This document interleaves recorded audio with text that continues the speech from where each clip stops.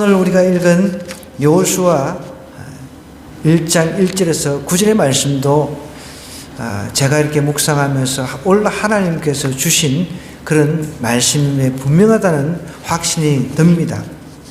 여호수아 1장은 여러분 이제 한 시대가 끝나고 새로운 시대가 시작되는 그런 전환점입니다. 모세 여러분 다 아시잖아요.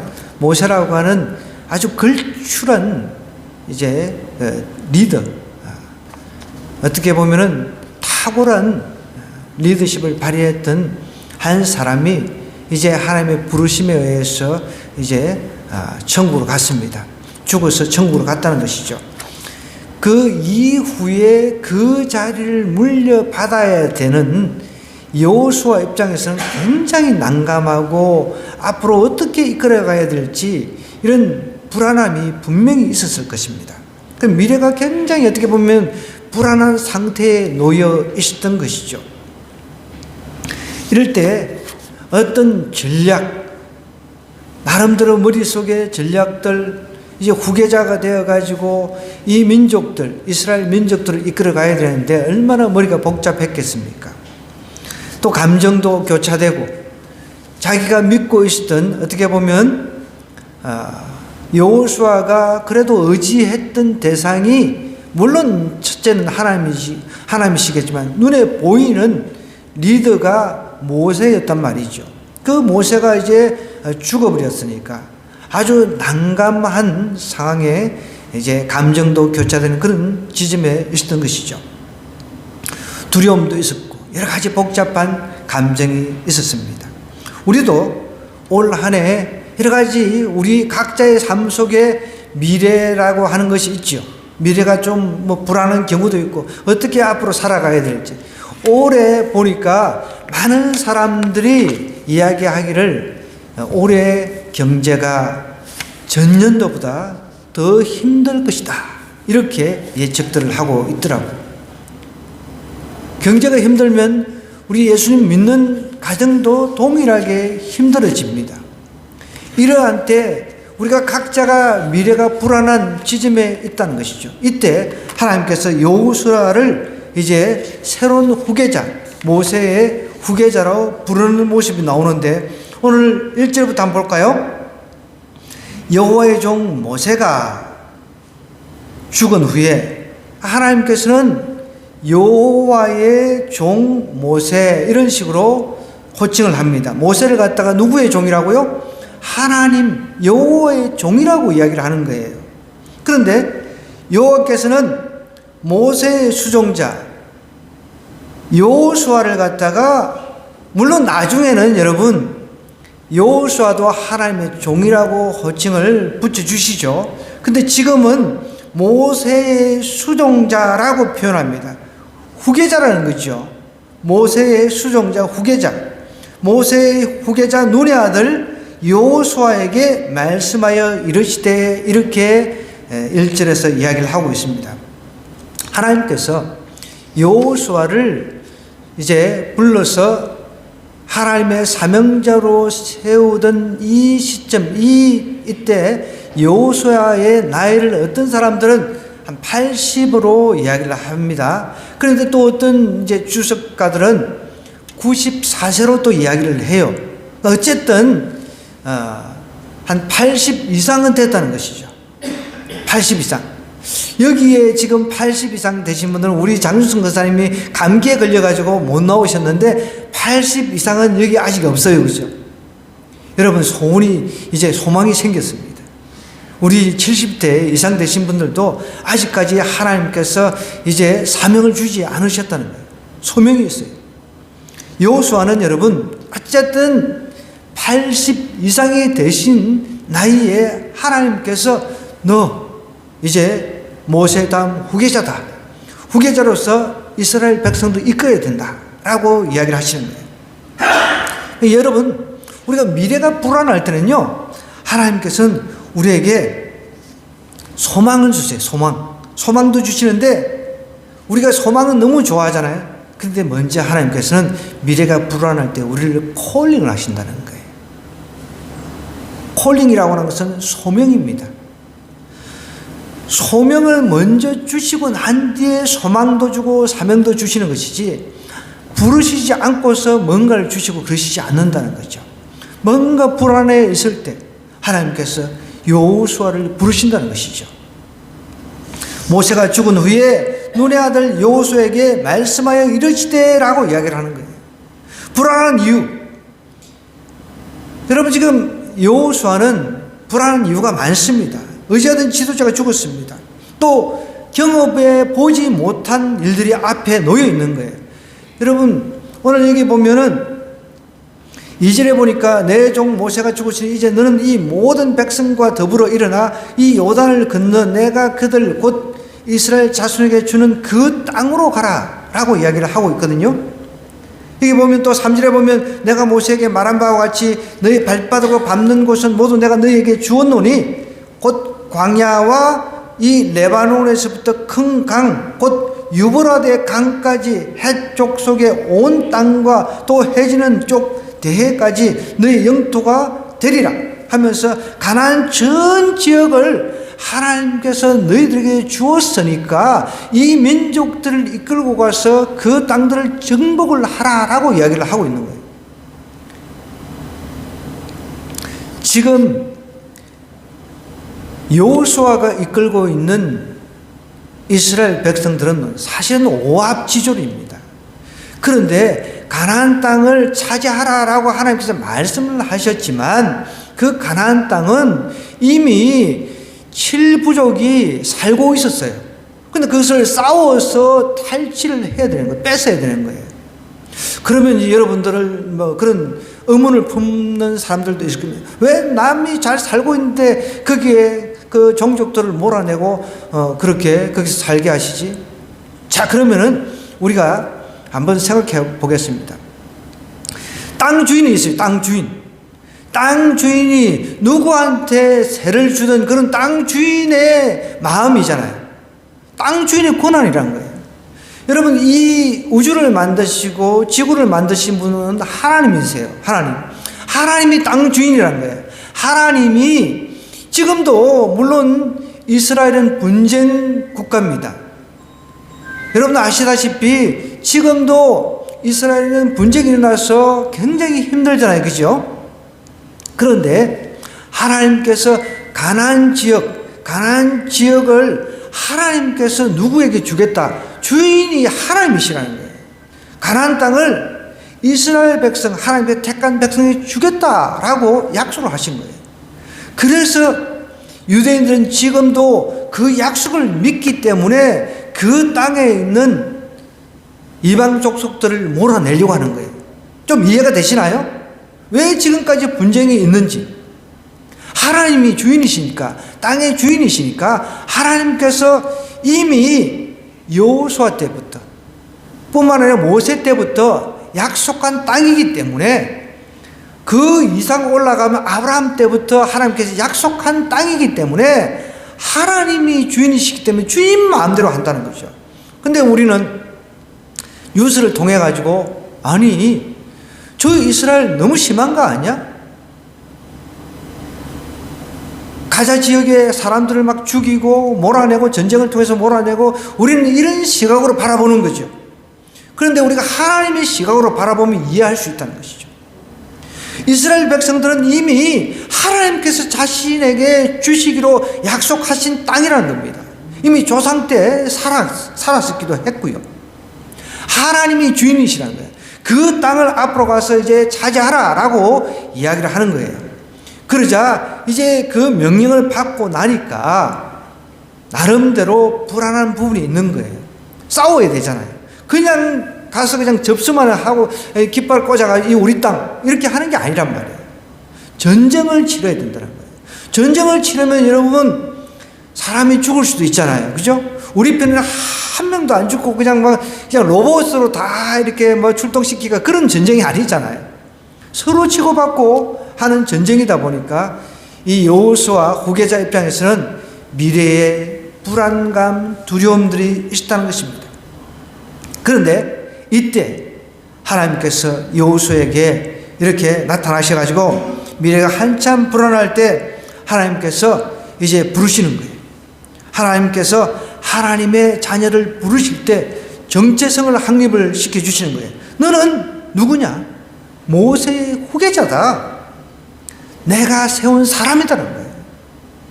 내가 세운 지도자라는 거죠. 여러분, 우리도 힘들고 어려울 때 우리의 정체성을 되새기기 바랍니다. 우리는 하나님의 아들이라는 거예요. 우리는 하나님의 딸이라는 것입니다.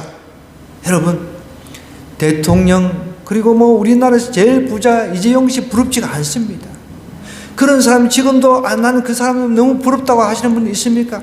여러분, 우리가 하나님의 아들 딸 된 것하고 그거 바꿀 수가 없는 거예요. 그런데도 여전히 나는 돈이 좋아, 나는 그거 좀 받았으면 좋겠어, 이런 사람도 있으면 조금 생각해 봐야 돼요.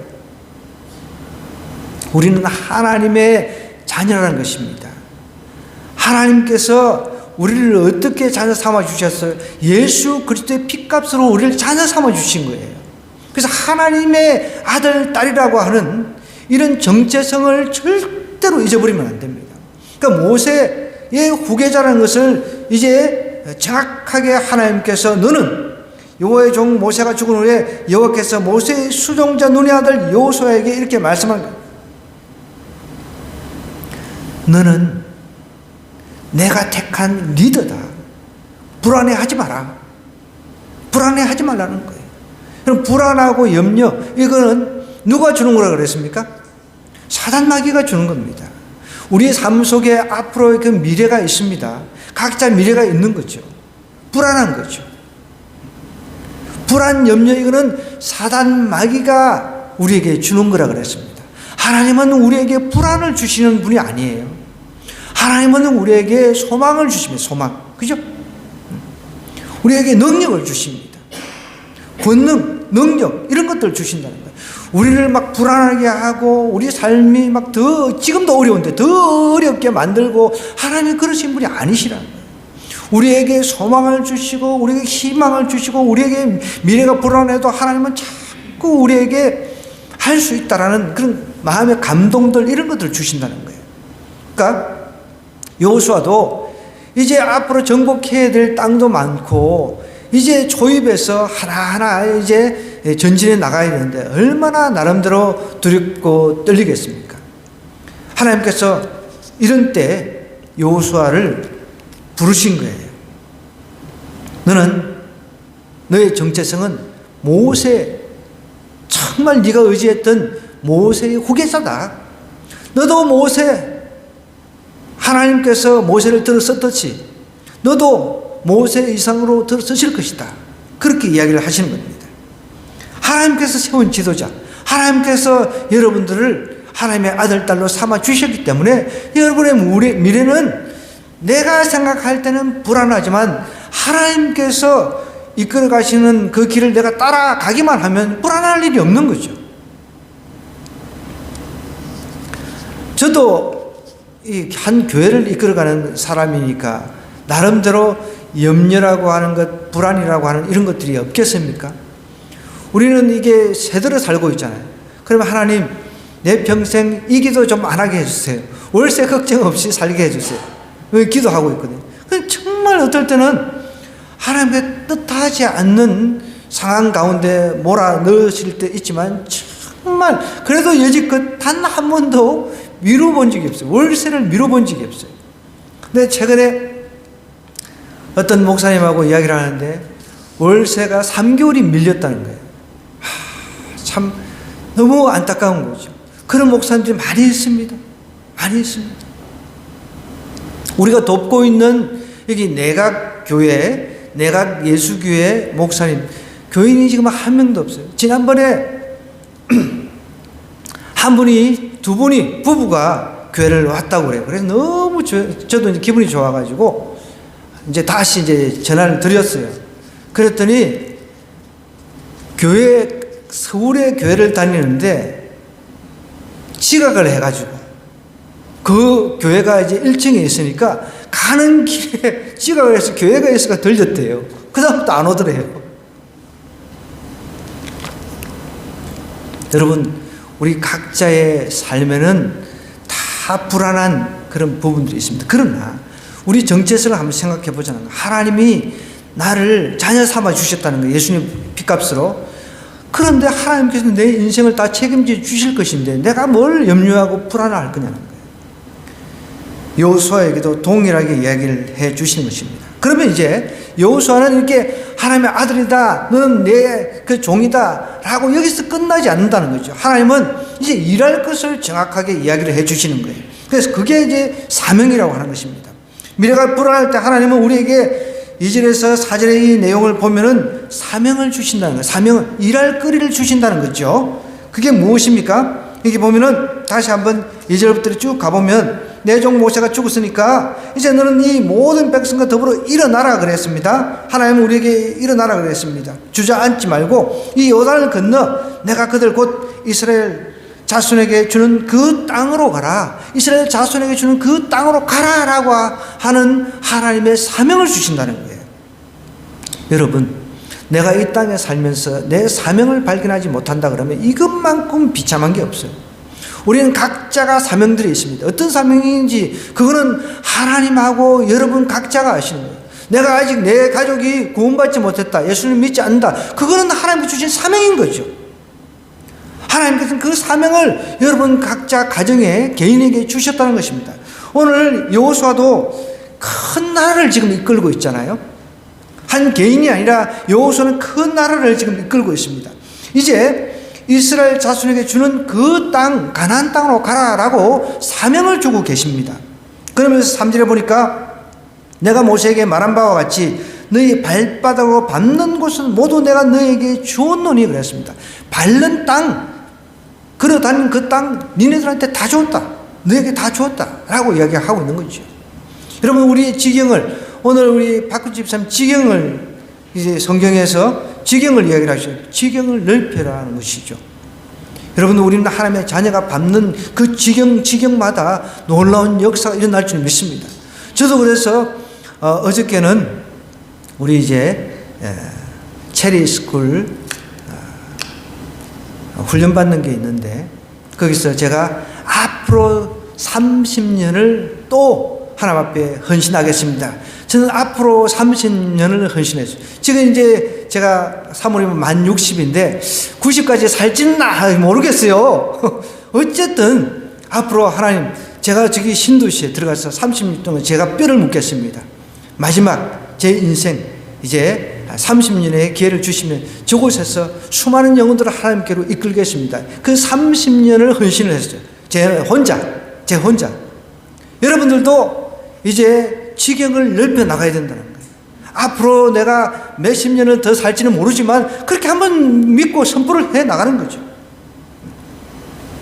우리 어르신들도 앞으로 30년 더 살 줄 믿습니다.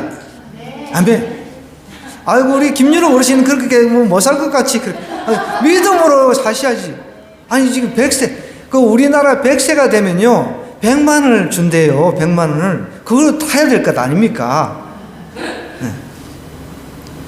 대통령이 100만 원을 준답니다. 여러분, 하나님은 우리가 불안한 상태로 내버려 두지 아니하십니다. 우리 각자에게 각자가 꼭 할 수 있는 범위 내에서 사명을 주신다는 거예요. 여러분들, 우리 대한민국을 이끌라고 사명을 준 건 아니잖아요. 나는 대한민국을 이끌고 싶다, 그런 사람 손 들어보세요. 없잖아요. 우리 가정 구원을 위해서 하나님께서 사명을 주신 경우도 있습니다. 우리 이제 또 어머니들은 자녀들을 또 믿음의 아들, 딸로 잘 키워내는 사명을 하나님께서 주셨다는 거예요. 사명 없는 사람은 아무도 없다는 것이죠.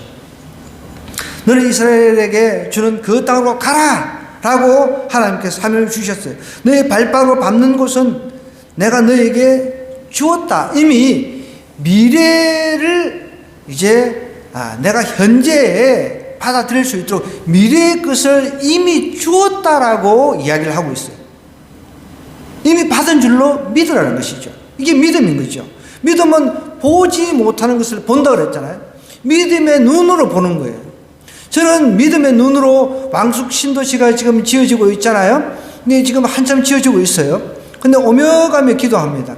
하나님, 저곳에 수많은 영혼들을 제가 주님께로 이끌기를 원합니다. 그래서 이제 거기서 지금은 우리가 2층에 계단이 있어가지고 장애인들이 올 수가 없잖아요. 휠체어를 타고 이 교회를 오고 싶어 하는 분들도 있는데 못 오니까 하나님 저곳에 가서는 엘리베이터가 있는 곳에서 이제 직장인들을 위해서 전심 때도 함께 예배 드릴 수 있는 그런 환경을 이제 만들어 가겠습니다. 그리고 제가 이제 그런 꿈들을 막 꾸는 거예요.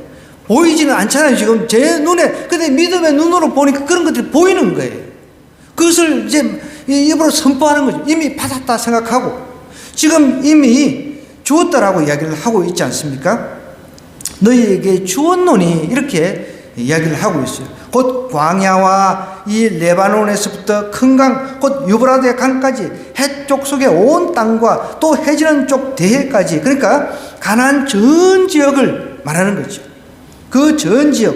그러니까 이 약속의 말씀을 이스라엘 사람들이 지금까지 품고 있으니까 그 지역, 지금 이스라엘 땅에 사는 사람들을, 이방인들을 몰아내려고 하는 거예요. 그럼 우리가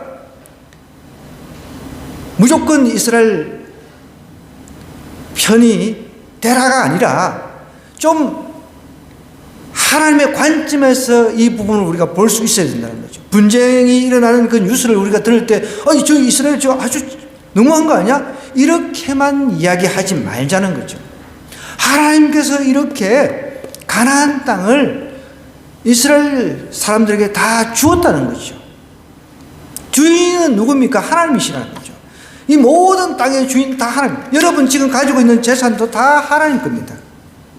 여러분 하나님께 부르시면 다 내려놓고 가야 돼요. 내가 지금 살고 있는 집도 따지고 보면은 내가 등기를 내가 내 집이라고 할 수 있습니다. 그러나 따지고 보면 하나님 것이죠. 하나님 것이라는 거죠. 우리가 하나님께서 나를 불러버리면 오늘 그냥 너 내게로 오라. 그러면 우리는 다 두고 가야 되는 거예요. 내가 그걸 뭐 내 등기한 거, 내 소유물을 다 가지고 갈 수 있는 건 하나도 없잖아요. 모든 것이 사실 하나님 것이라는 거죠. 그걸 우리가 인정을 해야 됩니다. 그래서 이제 여호수아에게 사명을 주었다는 겁니다. 사명은 미래 전체를 보여주지는 않습니다. 미래 전체를 보여주지는 않지만은 사명을 받으면 움직이게 한다는 거예요. 하나님께로부터 사명을 받으면 사람이 움직입니다. 근데 어떤 사람은 콜링만 받고 하나님의 자녀다. 그 콜링 안에만 머물러 있으니까 움직이지 않는 거죠. 그러면은 내가 이런 사명을 받았으니까 어떻게 내 나름대로 움직여요. 예를 들어서 나는 사업의 비전이 있다. 그러면 그 사업의 비전이 있으면 그 사업의 비전을 가지고 하나님 앞에 기도하다 보면은 하나님께서 지혜를 주셔서 막 움직이게 하는 거예요. 누구를 찾아가봐라 뭐 이런 마음도 주시고 누구한테 연락해봐라 이런 마음도 주시고 다양한 각도를 통해서 하나님께서 우리에게 이 사명을 주었기 때문에 움직이게 한다는 거죠. 저도 신학대학원을 들어가기 전에 제가 사업을 했거든요. 저는 뭐든지 자신이 있었어요. 거짓말이 아니고요. 홈페이지를 만들어서 이제 제공하는 그런 사업을 했었거든요. 그래서 제 목표는 필요한 돈만 벌어가지고 이제 대학원 들어가는 것이었습니다.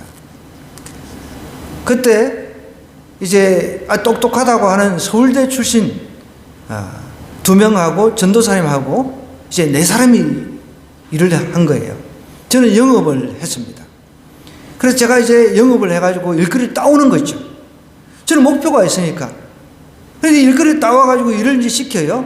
그래서 자칭 똑똑하다고 하는 대한민국 최고의 학벌 두 이제 형제가 있어요. 동생들인데. 근데 이제 또 이제 그때 초기 어떻게 보면은 대한민국이 이제 인터넷 초기 사회였습니다. 인터넷 홈페이지를 만들어내고 하는 그 초기 시절이었습니다. 그때 제가 이제 학교마다 이제 다니면서 영업을 해가지고 따주면은 이 사람들이 일을 못 해내는 거예요. 답답해. 너무 답답해. 나중에는 물론 제가 다 잘라버렸습니다. 일을 못 하니까. 예를 들어서 제가 이제 영업을 해가지고 매달 며칠까지 이렇게 이것을 만들어서 갖다 드리겠습니다. 그러면은 이 기술진들이 그걸 맞춰줘야 되는데 그걸 못 맞추는 거죠. 저걸 다 잘라버리고 나중에는 제가 인터넷 상에서 이제 웹 디자이너를 한 명을 고용을 했어요. 면접을 봐가지고. 그래서 이제 제가 이러이러한 걸 하는데 나는 영업을 할 테니까 당신은 이 웹 디자인을 잘 하니까 이걸 만들어내 주시오. 그러니까 흔쾌히 하는 거예요. 그래서 둘이서 하니까 호흡이 칙칙 맞는 거예요. 물론 그 사람은 예수님을 안 믿었어요. 계속 제가 이제 영업을 해오면은 제가 어떻게 영업을 하는지 아십니까? 하나님이 지혜를 주시는 거예요. 저는 이제 대학원이 목표이기 때문에 뭐 다른 것에 뭐 신경을 쓰질 않았습니다. 하나님 지혜를 주세요. 그러면 이제 아침에 일어나면은 그때는 여러분 지금은 이제 그런 게 없잖아요. 전화번호 책이 있었어요. 명부. 지금은 사라졌죠? 그걸 가지고 대한민국 신학교를 다 조사를 해가지고 아침마다 일어나서 제가 전화를 돌렸어요.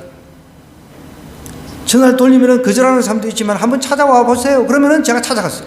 오토바이 타고 찾아가가지고 브리핑을 했습니다. 그러면 괜찮네. 그러면 이제 기본적인 것만 만들어가지고 한번 보여주면 괜찮네. 만들어주세요. 그러면 이제 일거리를 따가지고 제가 그 자매한테 맡겼습니다. 그러면 이 자매가 일을 참 잘해요. 뚝딱뚝딱 내가 원하는 그 시일 안에 그 일을 만들어내는 거예요. 그래서 일이 너무 잘 되는 거예요. 그때 이제 제가 이제 대학원에 합격이 됐습니다. 그래서 나는 이 일 이제 그만두겠다. 그랬더니 이 자매가 대학원 가지 말고 자기하고 일하자는 거예요. 제가 이런지에 거절했습니다. 나는 돈이 목적이 아니다. 난 하나님께 주신 사명이 있다. 그래서 모든 거 다 정리하고 오토바이까지 제가 다 팔고, 오토바이 제가 에마예요, 에마. 그거 다 팔고 처분 싹 다 하고 기숙사로 들어갔어요. 여러분, 하나님께서 우리에게 사명을 주시면 그 사명에 따라서 움직인다는 거예요. 사명을 받지를 못하니까 사람이 움직이지 못하는 거예요. 여호수아는 사명을 받았습니다. 하나님께서 보여주신 땅, 이건 네 것이다. 이미 주었다라고 이야기를 하니까 구체적으로 이제 건너라, 이렇게까지만 이야기를 해준 거죠. 내가 너희에게 주었노니 곧 광야와 저기 가나안 전 지역을 주었다는 겁니다. 내 평생에 너를 너희 대적할 자가 없으리니 내가 모세와 함께 있었던 것 같이 너와 함께 있을 것입니다. 내가 너를 떠나지 아니하며 버리지 아니하지. 어떻게 보면은 사명만 주시고 이제 확실한 그 말씀, 함께 하겠다는 말씀만 주시고 어디 가서 뭐 해라, 다음 단계는 이제 가르치지 않으셨다는 거죠. 요단을 건너라는 거죠. 딱 한 걸음만 인도를 해주시는 거예요. 요단 건너가지고 다음 단계부터 차곡차곡 하나하나 막 1년 그 계획 뭐 이렇게 짜고, 하나님 그렇게 하지 않으셨다는 거죠. 하나님은 우리가 불안한 미래를 한 번에 해결해 주지 않으신다는 거죠. 순종할 수 있는 한 걸음을 한 걸음 한 걸음씩 안내해 주십니다. 우리가 따라가면 되는 거예요. 하나님 1년치 계획 쫙 주세요. 그게 아니라는 거죠. 그것은 내가 믿음으로 순종해 나가면서 하나님께서 다음 단계 보여주세요. 하나님 또 다음 단계, 이거 순종했으니까 다음 단계 보여주세요. 이렇게 사명을 받은 사람은 이렇게 한 걸음 한 걸음 나가는 거예요. 그 한 걸음 한 걸음 안 나가니까 그 다음 단계 진행이 안 되는 거예요. 우리가 작은 것 하나를 순종을 하니까 하나님께서 하나하나 열어주시는 거예요. 제가 그렇게 순종을 하고 신학교 들어갔을 때 여러분 어떤 일이 나는 줄 아세요? 학비가 없어요. 학비가. 그런데도 믿음으로 하나님 다음 단계 제가 이제 하나님께서 신학교 가라고 했으니까 신학대학원 들어왔습니다. 학비가 없습니다. 학비가. 그때만 해도 학비가 200만 그렇게 비싸지는 않았어요. 그것도 없었습니다. 제가 그래서 은행에 가가지고 합격증을 들고 대출 좀 해주세요. 그랬더니 이런지에 거절을 해버리는 거예요. 당신 뭐 보고 이거를 대출하는 거 여러분 저는 쉽게 생각했거든요. 그런데 대출이 안 된다. 제가 그때 거래했던 은행이 우리은행이었습니다. 내가 평생을 진짜 빚진 것 없이 어떻게 보면은 거래를 잘 했다는 거예요. 나는 당당했었어요. 당당하니까 200만 원 정도는 빌려줄 줄 알았거든요. 빚진 것도 없고 내가 우리은행에 평생 거래했잖아요. 뭐 돈은 없지만은 그 은행만 주 거래 은행으로 계속 거래를 했단 말이에요. 그래서 내가 가서 따졌어요. 아니, 나 같은 신용 좋은 사람이 어디 있냐고. 돈은 없지만 내가 이 은행만 주로 거래 은행으로 거래하지 않았냐. 그랬더니 안 된대. 현실의 배경은 그렇다는 거죠. 그래서 제가 막 따졌어요. 아니, 신용이 그 돈 많은 사람은 신용이 좋고 돈이 없어도 내가 열심히 거래하고 한 것은 이거는 신용을 안 지주냐고 막 옆에 따지고 있으니까 옆에서 그 기독교인 것 같아, 그 사람. 옆에서 이 이야기를 듣던 사람이 대출 가능한 방법을 가르쳐 주는 거예요, 저한테. 그렇게 해가지고 학비를 내고 입학을 우선 했어요. 입학만 하면 또 다 되는 게 아니잖아요. 입학과 졸업 동시에 졸업까지 정말 한 걸음 한 걸음 기도하며 살았습니다. 남들은 돈이 있어가지고 학교를 다닐지 모르지만 저는 돈이 없었기 때문에 학교 수업이 끝나고 나면은 기도실에 가서 저 혼자 기도했습니다. 그러면은 막 어떤 때는 저희 그 동생이 그래도 이제 사업을 해가지고 내 학비를 도와줄 거라고 생각했는데 그 동생도 죽어버렸어요. 사업했던 동생이. 그런 가운데 막 그 좌절하고 있을 때 또 다른 사회에서 만난 동생이 형, 자기가 학비 책임지겠다고. 그러면서 자기 주식을 정리를 해가지고 제 학비, 다음 학기 학비하고 기숙사비하고 또 다 보내주는 거예요. 지금도 미국에 사업을 하고 있습니다. 늘 그 친구를 위해서, 그 동생을 위해서 제가 중보하며 기도하고 있습니다. 하나님께서는 한 걸음 내가 순종할 때마다 또 다음 걸음을 또 이제 인도해 주시고 한꺼번에 인도해 주지 않으신다는 거예요. 사명을 딱 주고 나서 건너라. 이제 너한테 여호수아 너한테 저 땅 주었으니까 이제 요단강 건너라. 이렇게 딱 하셨다는 거죠. 그럼 일단 건너고 봐야 되는 거예요. 건너고 난 뒤에 어떡하지? 지금 무기도 없고 싸워야 되는데 이런 생각하면 안 된다는 거죠.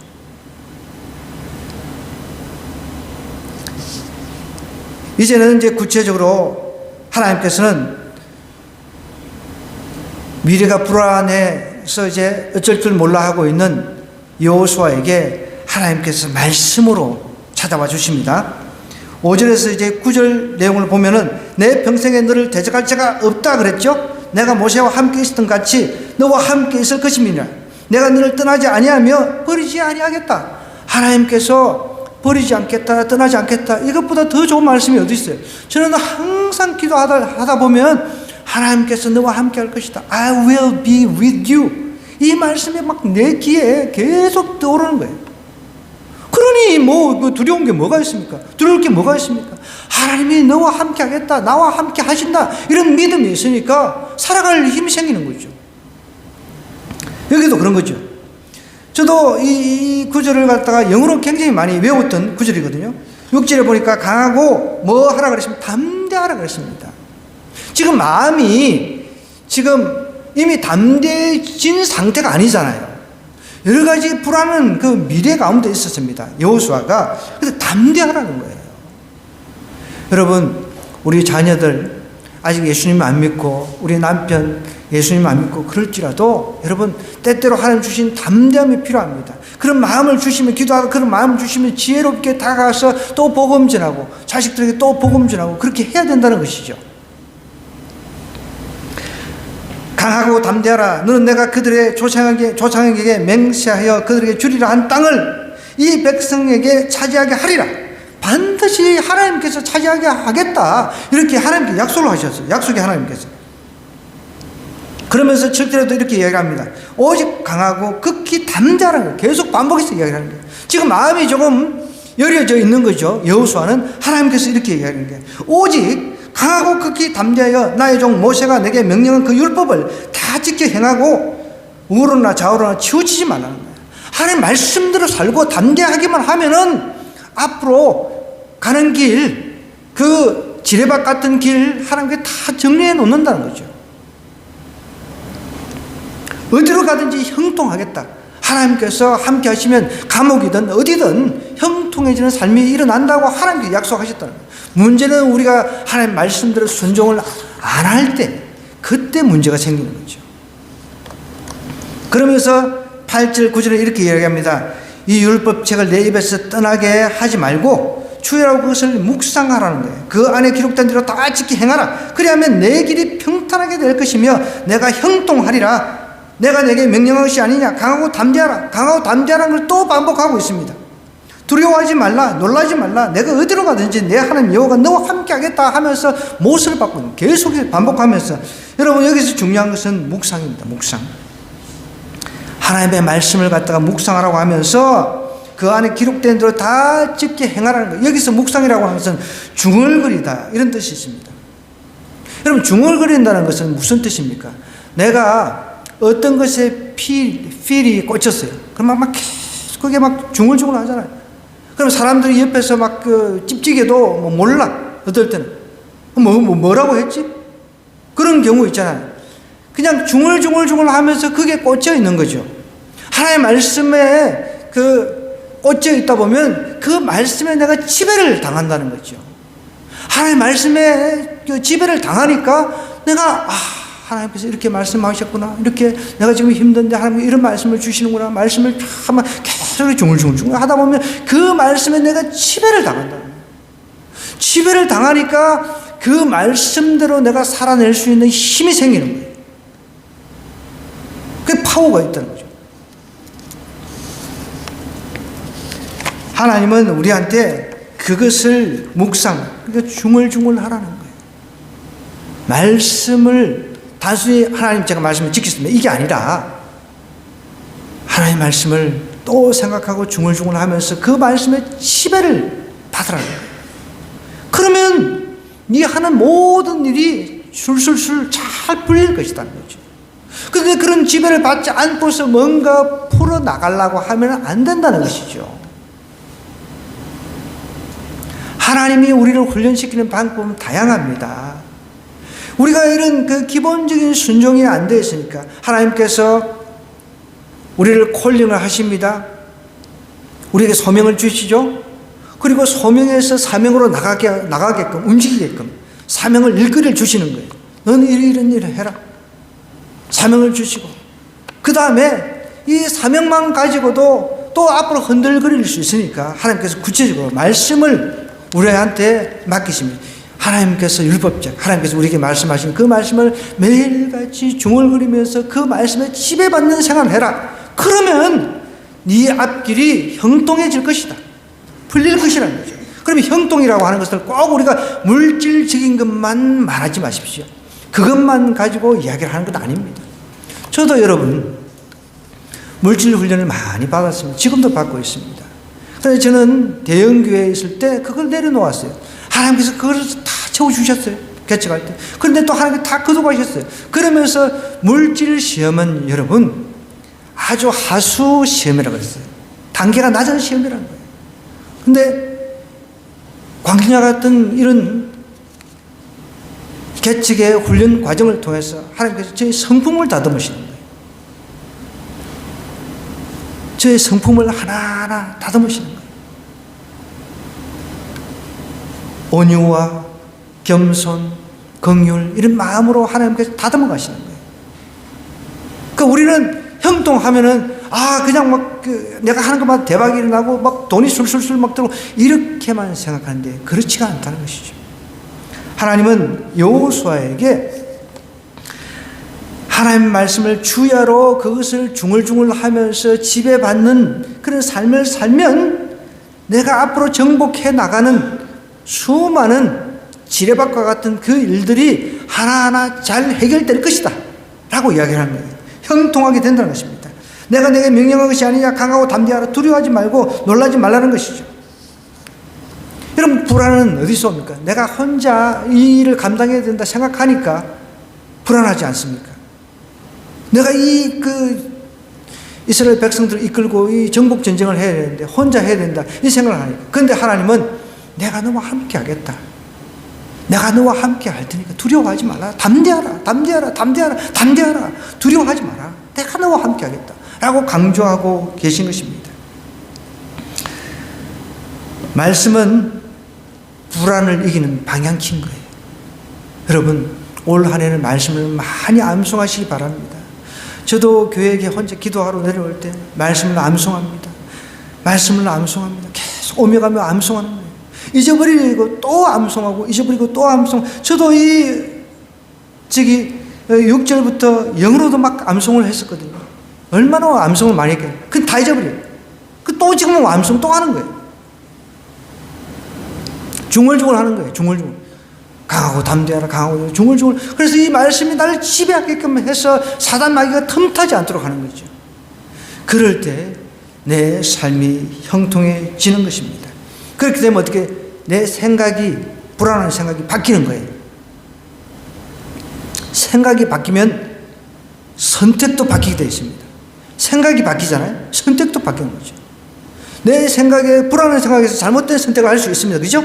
그런데 하나님의 말씀으로 나를 이제 어떻게 보면은 이제 그 지배에 당하게끔 하니까 하나님께 주시는 지혜가 있으니까 내가 좀 더 나은 선택을 할 수 있는 것이죠.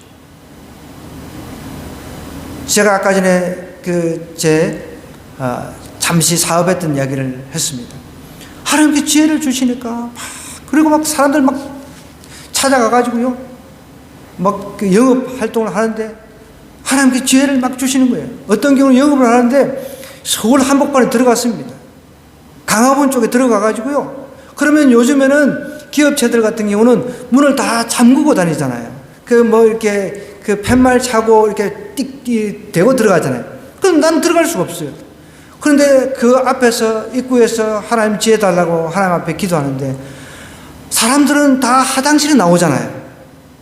화장실에 나오는데 그 틈에 제가 들어갔어요. 문이 열리는 그 틈에. 어떻게 들어왔냐? 아니, 열려서 들어왔다고 그랬죠. 맞잖아요. 문이 열려가지고 들어왔다고. 그래서 그 안에서 영업 다 해버렸어요, 제가. 하나님께 모든 건 맡기고 하나님께 나아가면 하나님께서 지혜도 주신다는 거예요. 여러분, 올 한 해에 막 불안한 뉴스, 막 우리가 접하잖아요. 그 뉴스보다 하나님의 말씀을 더 신뢰하시기 원합니다. 내 계산, 내 불안한 미래를 계산기 두드리지 마시고 하나님께서 약속하신 것, 내가 너와 함께 하겠다는 거예요.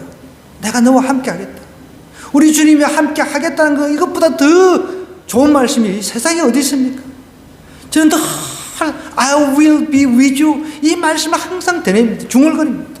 이것보다 더 좋은 말씀이 없다는 거죠.